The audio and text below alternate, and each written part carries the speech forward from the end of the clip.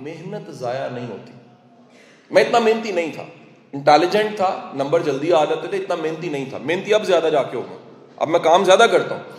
وجہ کیا ہے؟ میں کام زیادہ کرنے کی وجہ یہ نہیں ہے کہ کام زیادہ ہے, کام زیادہ کرنے کی آج وجہ یہ ہے کہ میرا یقین بیٹھ گیا اللہ محنت ضائع نہیں کرتا.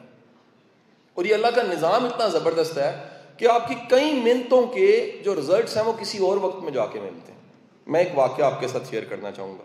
میں جب انجینئرنگ میں گیا تو میرے بیچ میں ایک محترمہ تھی. اس محترمہ کے نمبر الیکٹریکل کے تھے, لیکن وہ اپنے انتخاب پہ آرکیٹیکچر پڑھ رہی تھی.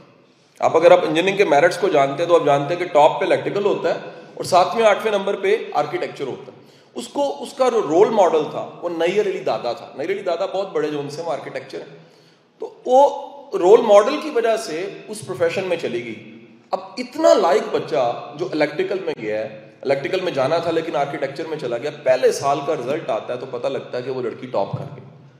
ہمارا بیچ تھا, گروپ, تو ہم بڑے حیران, یار بڑی بات ہے ماشاءاللہ ٹاپ ہے شازیہ کا. سیکنڈ ایئر جب آیا تو پتہ لگا پھر ٹاپ ہو گیا. تھرڈ ایئر کے شروع میں پوری یونیورسٹی میں ایک خبر پھیل گئی کہ شازیہ نے یونیورسٹی چھوڑ دی. بڑے حیران ہوئے سارے کے سارے کہ چھوڑ کیوں دی ہے.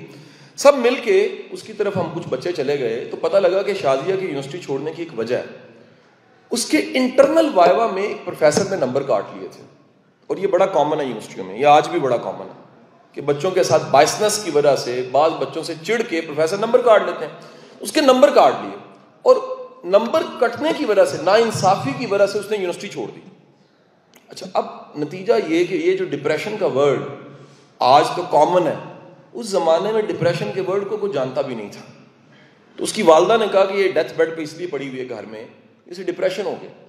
تو ہمارے پاس ایک ہی تھراپسٹ تھا اس زمانے میں, نہ کسی گولی کا پتا تھا نہ ڈاکٹر کا پتا تھا. تھراپسٹ کا نام تھا اشفاق احمد صاحب. ہم شازیہ کو لے کر اشفاق صاحب کے پاس چلے گئے. اچھا, شازیہ کو اشفاق صاحب نے بٹھایا, ہمیں کہا جاتا ہے میں ان سے بات کرنا چاہتا ہوں, آپ لوگ باہر چلے جائیں. باہر چلے گئے. 10 منٹ گزرے, شازیہ باہر نکلی اور کہنے لگی میں بالکل ٹھیک. بڑے حیران ہوئے, یار شازیہ کیسے ٹھیک ہوگی؟ اس نے کہا جی اشفاق صاحب نے ایک بات مجھے کہی ہے اور میں اس سے ٹھیک ہو گئی. کیا بات کہی ہے؟ وہ کہنے لگے بیٹا یہ بتاؤ کتنے نمبر آئے؟ میں نے کہا جی 10 میں سے 2 نمبر آئے. کتنے نہیں آئے؟